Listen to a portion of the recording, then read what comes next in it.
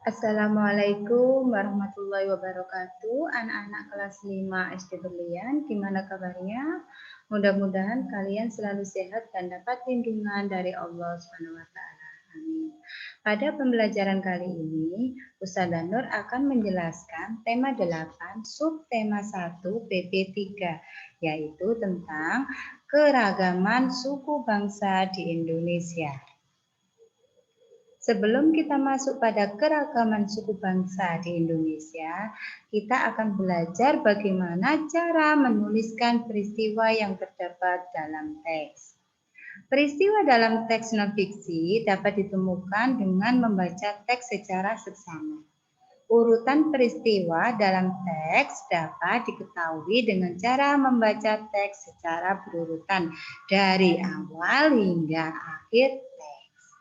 Dalam mencatat peristiwa, kita dapat memetakannya dengan membuat kolom-kolom paragraf atau yang biasa kita kenal dengan nama peta pikiran. Nah, keragaman budaya di Indonesia. Keragaman budaya terjadi di antaranya karena masyarakatnya itu menyesuaikan dengan lingkungan sekitar. Karena memang Indonesia adalah negara kepulauan, ya, sehingga masyarakatnya juga berbeda-beda. Keragaman budaya Indonesia. Kekayaan budaya Indonesia karena berbagai suku bangsa yang ada, ya, maka kekayaan itu juga beragam bentuknya. Beberapa di antaranya berbentuk bahasa daerah, rumah tradisional, pakaian adat, dan kesenian daerah yang berupa tari-tarian, alat musik, lagu-lagu, serta upacara adat.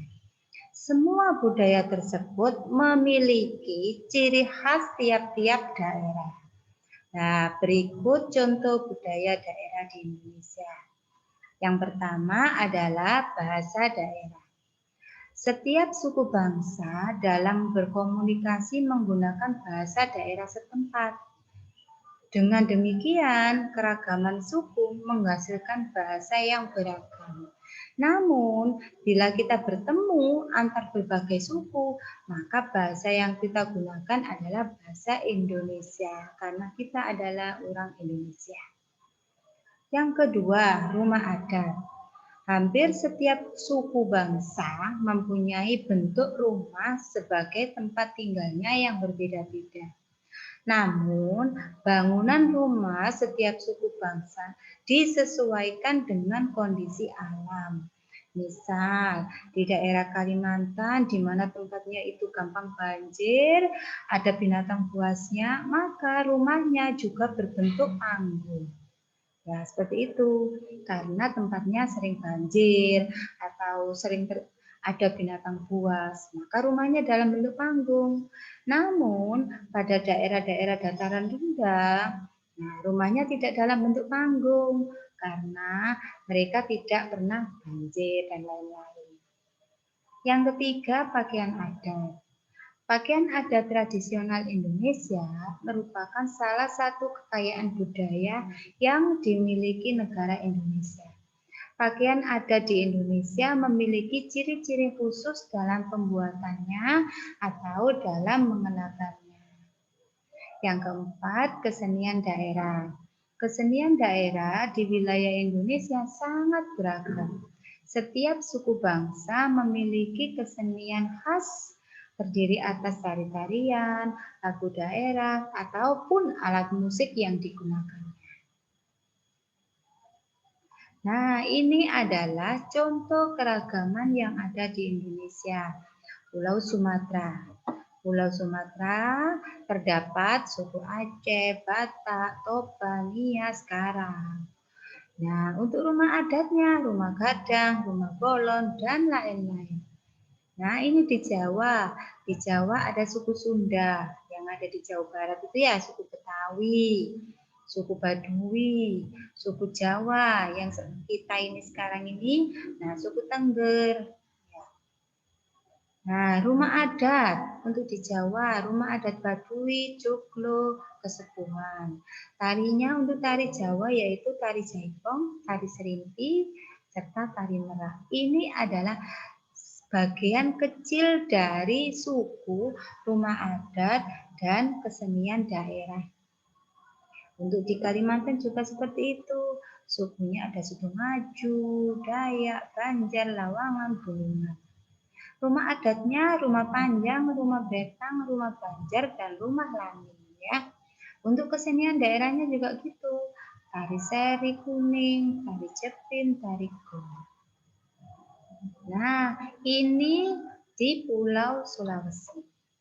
Pulau Sulawesi terdapat suku Minahasa, suku Gorontalo, suku Mandar, suku Kaili, dan Bugis. Untuk rumah adatnya, rumah adat Tongkonan, Soraja, Laikas, Rumah Bolang, Hongodoy. Dan masih banyak lagi. Di Nusa Tenggara dan Bali, ada suku Bali, suku Sasak, suku Bima, suku Sumbawa, suku Flores. Di Papua juga seperti itu. Suku Asmat, suku Dani, Borowai, Adpuni, Bausi. Ini adalah sebagian kecil ya. Jadi masih banyak lagi. Selain ini masih banyak. Sekarang masuk pada jenis usaha dengan mengolah sumber daya alam. Kita mengenal berbagai bentuk kegiatan manusia dalam mengolah sumber daya alam untuk mencukupi kebutuhan hidup. Jenis usaha bidang produksi yang bergerak dalam pengolahan sumber daya alam, hewan atau tumbuhan disebut usaha agraris. Sedangkan jenis usaha yang termasuk bidang agraris, pertanian dalam arti luas, antara lain persawahan, perkebunan, perhutanan, peternakan, dan perikanan. Ini adalah jenis usaha dengan mengolah sumber daya alam. Nah, ini jenis-jenis kegiatan ekonomi masyarakat Indonesia. Yang pertama adalah pertanian dan perkebunan. Pada usaha pertanian dan perkebunan biasanya dilakukan di daerah pedesaan. Kenapa? Karena tanahnya masih luas. Namun sekarang ini tidak menutup kemungkinan di daerah perkotaan juga melakukan usaha penanaman pada lahan yang sempit. Dengan cara apa? Misalnya dengan cara hidroponik.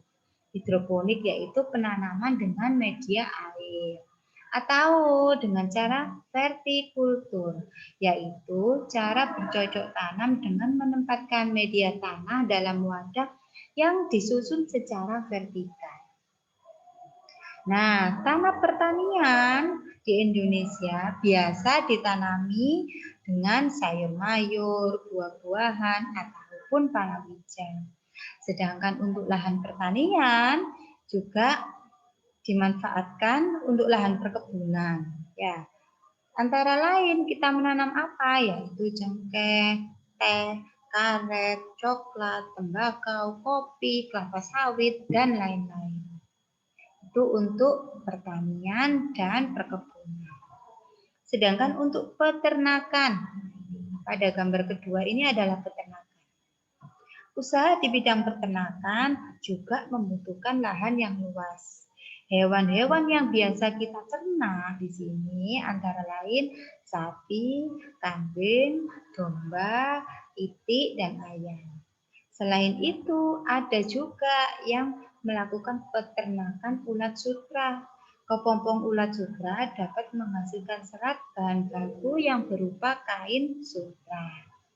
Kemudian yang ketiga, untuk perikanan. Dalam usaha perikanan dapat dilakukan di daerah pantai atau bendungan dan waduk. Akan tetapi ada juga usaha perikanan yang memanfaatkan kolam-kolam di lahan persawahan. Kemudian untuk kehutanan dan pertambangan. Jadi perhutanan ini memanfaatkan hasil hutan. Biasanya hutan jati, di mana kayunya dipakai untuk furniture. Sedangkan untuk pertambangan juga sama. Pertambangan ini contohnya yaitu dengan pertambangan emas dan lain-lain. Seperti ini gambarnya ya. Nah, anak-anak, itulah penjelasan dari Ustazah Nur. Pesan Ustazah, jangan lupa sholat 5 waktu, belajar yang rajin, membantu orang tua. Ya, terima kasih anak-anak. Ustazah akhiri. Wassalamualaikum warahmatullahi wabarakatuh.